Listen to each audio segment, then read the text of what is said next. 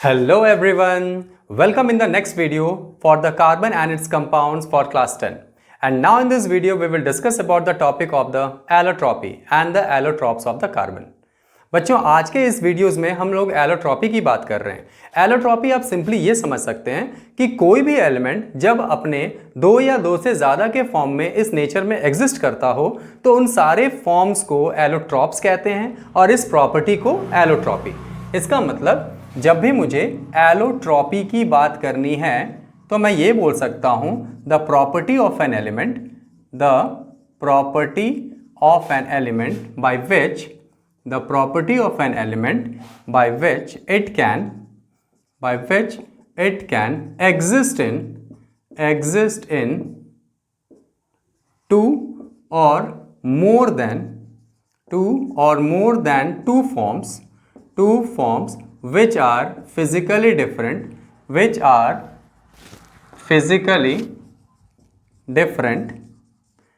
and chemically similar.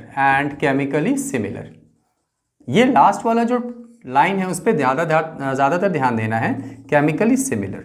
ठीक है, मतलब बच्चों ये जो डिफरेंट फॉर्म्स में जिस फॉर्म में वो एग्जिस्ट करते हैं फॉर्म्स में, तो हम लिख सकते हैं the different forms are called allotropes. ये जो डिफरेंट फॉर्म्स में वो एग्जिस्ट कर रहा है इसको हम एलोट्रॉप्स बोल सकते हैं, जो कि फिजिकली डिफरेंट होता है और केमिकली सिमिलर होता है। जब हम बात करते हैं एलोट्रॉप्स ऑफ कार्बन तो बच्चों ये बहुत सारे फॉर्म में एग्जिस्ट करता है, जैसे कोल, कोक, चारकोल। ठीक है, और दूसरा साथ ही साथ एक और ग्रुप इसका बनता है diamond, graphite as well as the fullerenes, जिसके बारे में आपको अपने सिलेबस में पढ़ना है, फ्यूलिरीन्स।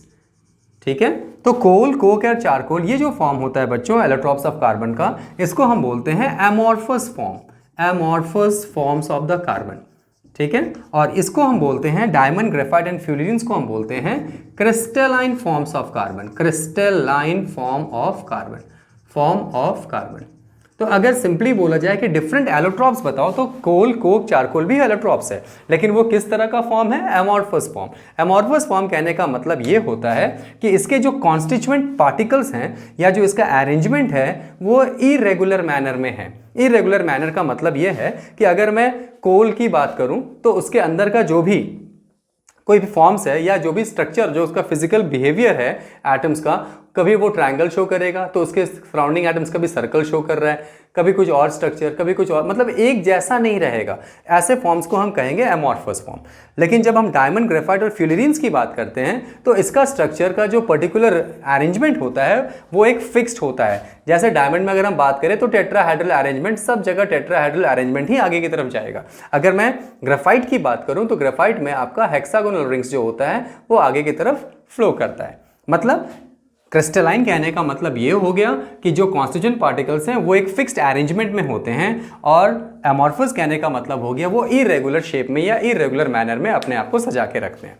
क्लियर है? आपको इतना डील करने की डिटेल्स में जाने की जरूरत नहीं, सिंपली आप ये समझ सकते हैं कि amorphous forms of the carbon का एग्जाम्पल क्या है, कोल, कोक एंड चारकोल, और क्रिस्टलाइन फॉर्म ऑफ कार्बन का एग्जाम्पल क्या है, डायमंड, ग्रेफाइट एंड फ्यूलिरीन्स। ये सब आपके different forms of the carbon को एग्जिस्ट करते हैं। ओके, तो यहाँ तक आपको क्लियर है। अब हम आगे चलते हैं बच्चों। एलोट्रॉप्स के बारे में हम कुछ बातों को ध्यान में रखेंगे। जैसे जो भी एलोट्रॉप्स रहेंगे उसमें जो अरेंजमेंट ऑफ एटम्स रहेगा आर डिफरेंट, वो डिफरेंट रहता है। ठीक है, मतलब फिजिकल रूप में, फिजिकल स्ट्रक्चर के रूप में वो डिफरेंट रहेंगे, लेकिन उनका फिजिकल स्टेट जो होता है वो सेम रहता है। स्टेट मतलब सॉलिड, जनरली ये सब सॉलिड रहते हैं, सॉलिड, क्योंकि डायमंड, ग्रेफाइट, फ्यूलिरीन ये सब आपके सॉलिड रूप में एग्जिस्ट करते हैं। तो फिजिकल स्टेट आपको ध्यान से समझना है, और साथ ही साथ आपको अरेंजमेंट ऑफ एटम्स के ऊपर ही फिजिकल प्रॉपर्टीज डिपेंड करता है, ये याद रखना है। फिजिकल प्रॉपर्टीज किसके ऊपर डिपेंड करता है बच्चों?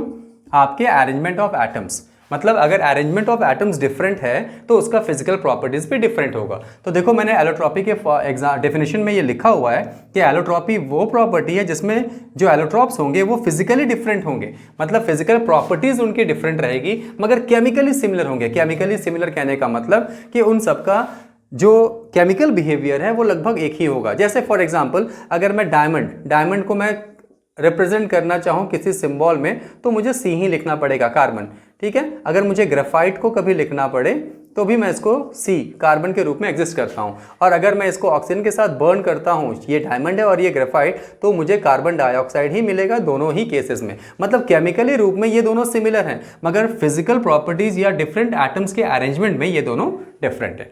तो ऐसे केसेस में को हम क्या बोल सकते हैं, एलोट्रॉप्स बोल सकते हैं। क्लियर है physically different and chemically similar का मतलब क्या हुआ?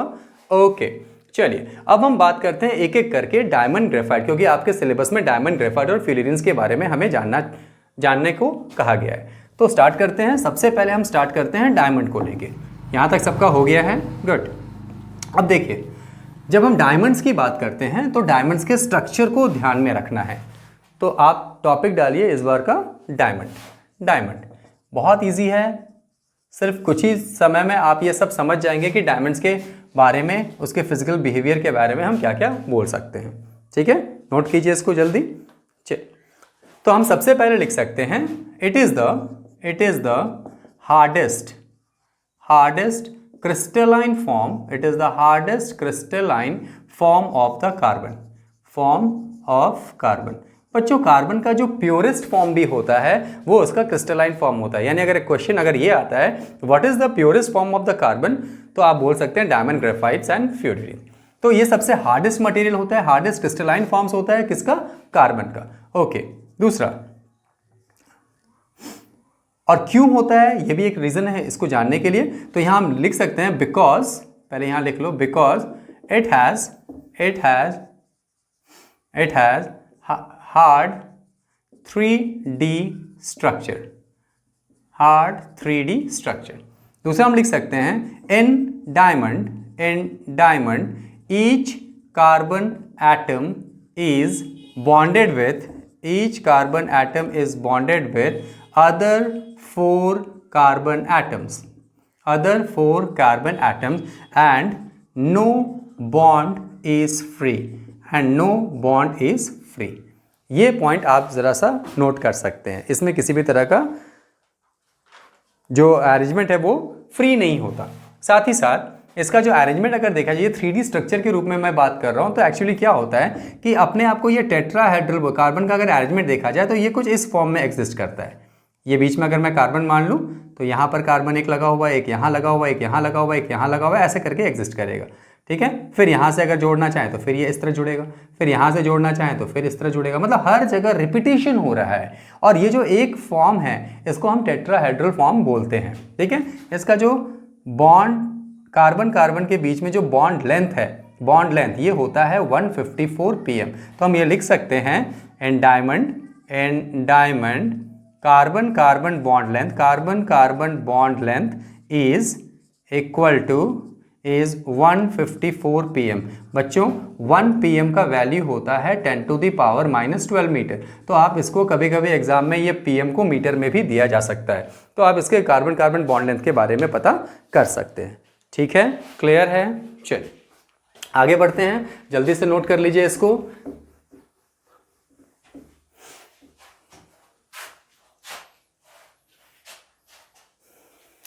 Fourth point, its density is equal to nearly 3.5 ग्राम पर सेंटीमीटर क्यूब। इसका डेंसिटी इतना होता है। it has refractive index of 2.42 which causes the phenomenon of total internal reflection। आपको ने पढ़ा होगा लाइट चैप्टर में कि टोटल इंटरनल रिफ्लेक्शन क्या होता है, जिसके चलते ही इसमें जो चमक होती है वो काफ़ी ज़्यादा होती है। अब यहाँ पर एक बात ध्यान देना है कि इन diamond each carbon atom is bonded with the 4 other carbon atom. देखो एक कार्बन की बात करें तो ये 4 से बंधा हुआ है, और आपको मालूम है कि कार्बन जो होता है उसका एटॉमिक नंबर 6 और कॉन्फ़िगरेशन जब करेंगे तो 2 4, मतलब इसका वैलेंस इलेक्ट्रॉन 4 और वैलेंसी भी इसका 4।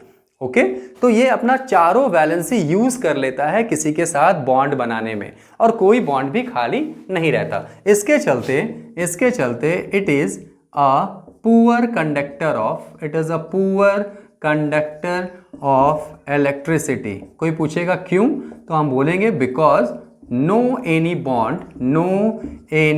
Bond is free and all the 4 valence electrons are used up। No any bond मत करो, नो एनी इलेक्ट्रॉन्स कर लो, ठीक है। No any electrons is free and all the 4 valence electrons are used up in forming the bond.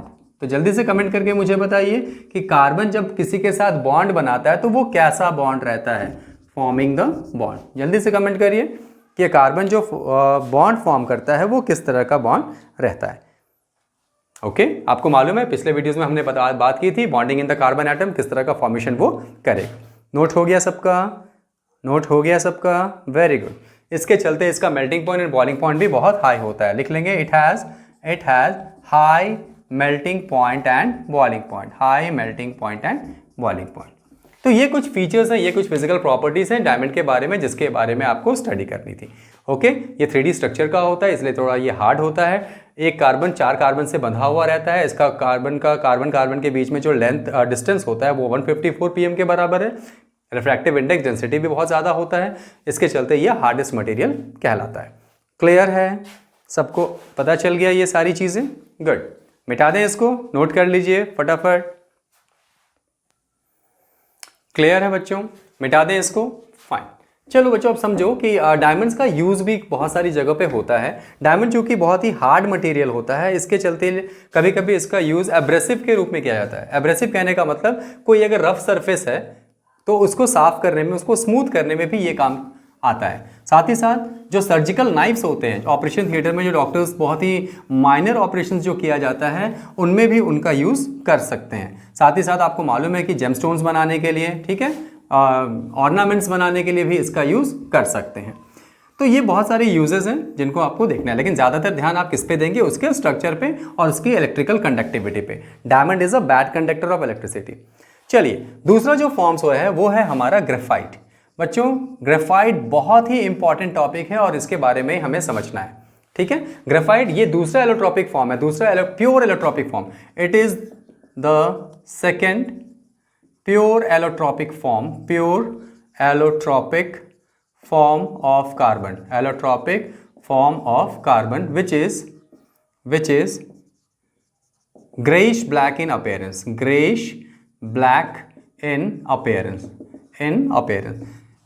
ठीक है। अब simple सा आप समझ लो कि जब आप ये वीडियोस देख रहे हैं तो हो सकता है आपके घरों में, आपके टेबल के पास आपकी पेंसिल हो जिसमें ये ग्रेफाइट है। पेंसिल का जो ये ब्लैक कलर का टिप होता है इसी को हम ग्रेफाइट बोलते हैं। और ये सबसे एग्जामिनेशन पॉइंट ऑफ व्यू से, एग्जामिनर के हिसाब से ये उनका फेवरेट है। मतलब आपके मैक्सिमम क्वेश्चंस यहाँ से ही आते हैं। क्यों, खास बात क्या है इसमें, आखिर क्यों ऐसा होता है? क्योंकि आपको मालूम है कि ग्रेफाइट का भी सिंबल मैं लिखूंगा तो कार्बन, क्योंकि डायमंड भी कार्बन के फॉर्म में आता है और ग्रेफाइट भी कार्बन के फॉर्म में। जहां तक हम समझते हैं कि carbon is a non metal, और नॉन मेटल जो होता है it is a bad conductor of electricity. तो डायमंड तो उसका प्रॉपर्टी जो है वो सेटिस्फाइड करता है कि it is the bad conductor और पुअर कंडक्टर ऑफ इलेक्ट्रिसिटी। मगर ग्रेफाइट जो होता है ये थोड़ा डिफरेंट शो करता है। नॉन मेटल्स का फॉर्म होते हुए भी यह एक इलेक्ट्रिसिटी को कंडक्ट कर सकता है, तो ये इसको खास बनाती है। और इसी के चलते जो एग्जामिनर्स होते हैं, जो आपके एग्जाम के लोग या टीचर्स जो होते हैं, वो इन्हीं क्वेश्चंस को देने की कोशिश करते हैं। तो हम क्या बोल सकते हैं ग्रेफाइट के बारे में, इसके फिजिकल प्रॉपर्टीज के बारे में? It is greyish black in appearance, same चीज, greyish black in appearance. Okay, और दूसरा हम लिख सकते हैं in graphite each single carbon atom is attached with 3 other carbon atoms, with 3 other carbon atoms living one bond free, एक bond उसका free रहता है, ठीक है। And they forms hexagonal rings, कैसा रिंग बनाते हैं, hexagonal rings that are arranged in the form of layers, ये इस पॉइंट को हम समझने की कोशिश करते हैं फिगर के द्वारा, ठीक है। तो देखिए क्या होता क्या है ये समझते हैं। सबसे पहले ग्रेफाइट में एक कार्बन एटम्स वो हेक्सागोनल रिंग पे होता है। हेक्सागोनल कुछ इस तरह बना सकते हैं, ठीक है, हेक्सागोनल कुछ ऐसा हो गया, फिर यहां से देखो ये बन गया, फिर यहां से देखो ये बन गया, फिर यहां, इस तरह करके आप इसके फॉर्म्स को बना सकते हैं, ठीक है। फिगर में भी आप देख रहे हैं कि किस तरह ये बना हुआ है। अच्छा बच्चों, ये एक लेयर हो गया, फिर जब दूसरा लेयर शुरू होता है तो वो भी कुछ इसी तरह का बना हुआ रहता है हेक्सागोनल रिंग्स के फॉर्म में, ठीक है, हेक्सागोनल रिंग्स के फॉर्म में वो भी बना हुआ रहता है। फिर यहाँ पर जब शुरू हो गया तो इसको भी देख सकते हैं हम, यहाँ इधर इस तरह करके फॉर्म्स को आप आगे बढ़ा सकते हैं। समझ में आ रहा है सबको? इस तरह का लेयर का जो अरेंजमेंट है, मतलब ये लेयर इसके ऊपर सिर्फ स्लाइड करता है, मतलब एक लेयर है फिर ये दूसरा लेयर, ये एक के ऊपर एक स्लाइड करते रहता है, ठीक है।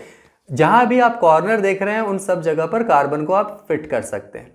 तो अब मैं जिस कार्बन की बात कर रहा हूं उस कार्बन को मिडिल में रखना है, उसमें चेक करना है, क्योंकि अगर आप बोलोगे कि सर साइड वाला कार्बन को बताइए ये कहां पर 3 कार्बन एटम के साथ अटैच है, तो मैं बता नहीं पाऊंगा। तो यहां पर क्या होता है, ये जनरली मिडिल वाले कार्बन को आप देख सकते हैं इस जगह पे। तो ये कार्बन को आप चेक करो, देखो एक यहां बॉन्ड गया, एक यहां बॉन्ड गया और एक यहां बॉन्ड गया, मतलब 3 तरह से अटैच्ड है। और आपको मालूम है कार्बन जो होता है उसके 4 वैलेंस इलेक्ट्रॉन्स होते हैं और 4 वैलेंसीज होती है, जिसके चलते एक वैलेंसी इसका खाली है, मतलब एक इलेक्ट्रॉन्स फ्री रहता है, एक इलेक्ट्रॉन्स फ्री रहता है। जहां पर हम लिखते हैं 1 बॉन्ड फ्री, मतलब वहां पर एक इलेक्ट्रॉन्स फ्री है, और वो फ्री इलेक्ट्रॉन्स हेल्प करता है कंडक्शन ऑफ द इलेक्ट्रिसिटी। वही फ्री इलेक्ट्रॉन्स क्या करता है, इलेक्ट्रिसिटी को कंडक्ट करने में हेल्प करता है। अब खुद ही सोचो कि इलेक्ट्रिसिटी कंडक्ट क्यों होती है। इलेक्ट्रिसिटी इसलिए कंडक्ट होती है क्योंकि उसमें आयंस होते हैं, ठीक है, आयंस होते हैं। तो जो इलेक्ट्रॉन्स होते हैं वो नेगेटिवली चार्ज आयंस हैं, वो अपने साथ चार्ज को कैरी करते हैं और मूवमेंट करवाते हैं इलेक्ट्रिक करंट का। अब इसमें जो कार्बन कार्बन का बॉन्ड लेंथ है ये होता है 142 pm, मतलब ग्रेफाइट के जो कार्बन कार्बन के बीच का जो बॉन्ड लेंथ है, देखो यहाँ कार्बन हो गया, ये कार्बन हो गया, तो इन दोनों के बीच का जो बॉन्ड लेंथ है वो 142 pm। और बच्चों दो लेयर्स के बीच में जो दूरी होता है वो 335 pm के बराबर होता है।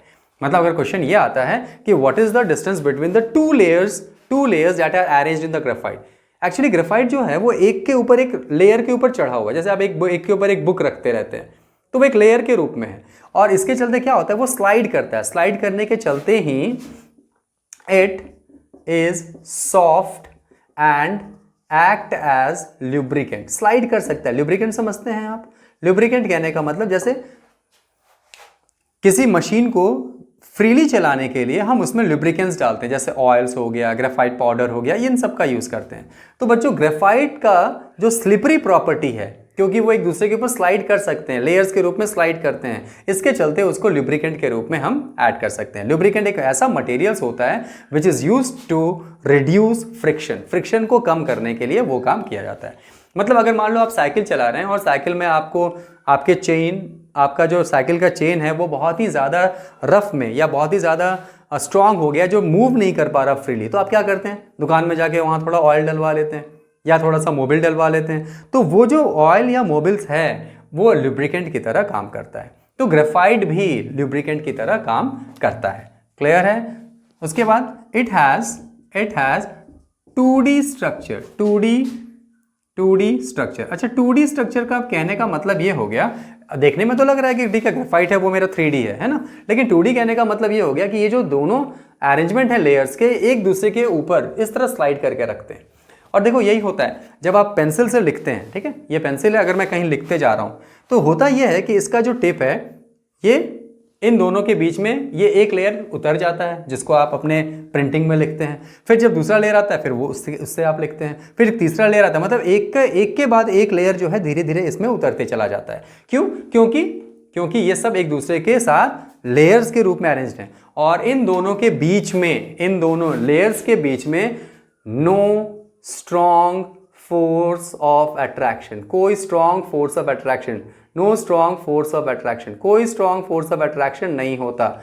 अगर कोई पूछा जाए कि what are the force of attraction between this, किस तरह का फोर्स होता है, तो आप बोल सकते हैं वैन डर वाल्स फोर्स। अभी सिर्फ जान लीजिए वैन डर वाल्स फोर्स यहां पर एग्जिस्ट करता है जो सबसे कमजोर होता है। मतलब आप नॉर्मली ऐसे समझ सकते हैं कि अगर कोई भी एटम्स जब इलेक्ट्रॉन्स बिना शेयर किए, है ना, आपको मालूम है कि आयनिक बॉन्ड में इलेक्ट्रॉन शेयर होता है, इलेक्ट्रॉन्स मूव करता है एक एटम से दूसरे एटम में, कंप्लीटली ट्रांसफर होता है। कोवेलेंट बॉन्ड में क्या होता है, थोड़ा शेयरिंग होता है। लेकिन कुछ ऐसा हो, देखो ये दोनों लेयर की जब मैं बात करूं तो ये एक अलग लेयर है और ये एक अलग लेयर है, इन दोनों में किसी तरह का कोई शेयरिंग नहीं है, कोई कंप्लीट ट्रांसफर नहीं है, लेकिन फिर भी वो एक दूसरे के ऊपर चिपके हुए हैं या स्ट्रांगली या पकड़े हुए हैं। तो ये जो पकड़ना हुआ ये सिर्फ इसीलिए हुआ because of the van der Waals force of attraction, van der Waals force of attraction. Clear है? जो कि बहुत ही वीक होता है, ये एक वीक फोर्स होता है, इसलिए इसको तोड़ना इजी है। इसलिए आप पेंसिल के लेड को आराम से तोड़ सकते हैं और इसीलिए वो आराम से अपने कॉपीज में इस तरह करके उतरती चली जाती है क्योंकि वो एक लेयर्स के रूप में अरेंज होती है।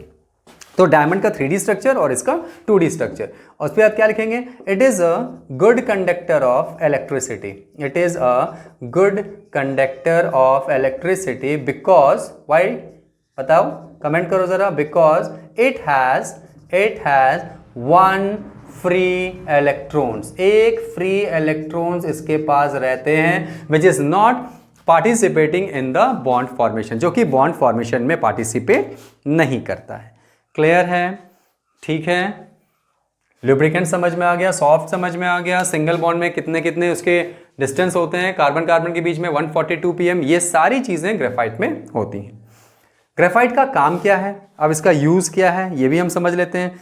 आपको मालूम है, देखो यूज तो मैंने बहुत सारी बता भी दी, लुब्रिकेंट के रूप में, मतलब मशीनों का लुब्रिकेशन में ये काम आता है, साथ ही साथ पेंसिल के लिड में काम आता है, न्यूक्लियर रिएक्टर में वहां पर इलेक्ट्रोड्स के रूप में यह काम करता है जो कि फास्ट मूविंग न्यूट्रॉन को कंट्रोल करते हैं। अगर आप न्यूक्लियर रिएक्टर फिजिक्स में पढ़ रहे हैं तो वहां पर आप जानेंगे कि ये जो ग्रेफाइट रॉड होता है इसका काम है फास्ट मूविंग न्यूट्रॉन को कंट्रोल करके रखना। क्लियर? ठीक है, मतलब to moderate the speed of the neutrons in the nuclear reactor. तो ये आपके ग्रेफाइट के बारे में इतना ही है, इतना ही आपको स्टडी करना है। खास तौर से ध्यान देना कि सॉफ्ट ग्रिसी क्यों होता है, लेयर्स का स्ट्रक्चर कैसा होता है, फिर हेक्सागोनल रिंग्स के फॉर्म में एग्जिस्ट करते हैं, ये सारी चीजें आपको ध्यान में रखनी है। जल्दी से इसका स्क्रीनशॉट ले लीजिए, तब हम आगे बढ़ते हैं। क्लियर है आपका? चलिए अब हम लोग बात करते हैं नेक्स्ट, दैट इज द फ्यूलरीन्स। उसके बारे में ज़्यादा कुछ नहीं, थोड़ा बहुत ही जानना है, लेकिन हम थोड़ा सा उसके बारे में स्टडी कर लेते हैं। फ्यूलरीन्स क्या होता है? ये एक आर्टिफिशियल एलोट्रॉप्स है, ये याद रखना है। तो फ्यूलरीन्स के बारे में सिर्फ इतना ही जानना है। फ्यूलरीन्स बच्चों, फ्यूलरीन्स को कहीं कहीं पर हम नाम भी बोल सकते हैं बकमिंस्टर फ्यूलरीन्स, बकमिंस्टर फ्यूलरीन्स, जो कि एक फुटबॉल शेप के जैसा दिखता है, फुटबॉल जैसा। ठीक है, इसमें 26 मेंबर्ड रिंग्स होते हैं। 6 मेंबर्ड रिंग्स मतलब कुछ कैसा होगा, जरा ऐसा, इस तरह का रिंग्स प्रेजेंट रहेगा। और 12 जो होता है वो 5 मेंबर्ड रिंग्स रहते हैं, 5 मेंबर्ड रिंग्स होते हैं। मतलब किस तरह होगा, देखो कुछ इस तरह,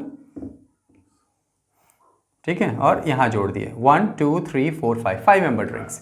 ठीक है, ये 6 मेंबर्ड, ये 5 मेंबर, देखो 6 है ना, 1 2 3 4 5 6, 6 साइड है। यहां पर कितना साइड है, 1 2 3 4 5 साइड है। और यही फ्यूज होकर ये फॉर्म करते हैं फ्यूलरीन्स को, C60 is the common fullerenes that we know. C60 जो होता है वो एक कॉमन फ्यूलरीन्स है जिसमें ये सारे अरेंजमेंट्स होते हैं, इन सब अरेंजमेंट्स को देखा जाता है। ये एक फुटबॉल के जैसा भी है। इसमें एक खास बात ये है कि जो 5 मेंबर्ड रिंग्स होते हैं वो कभी भी एक दूसरे के साथ फ्यूज नहीं होते। No any 5 membered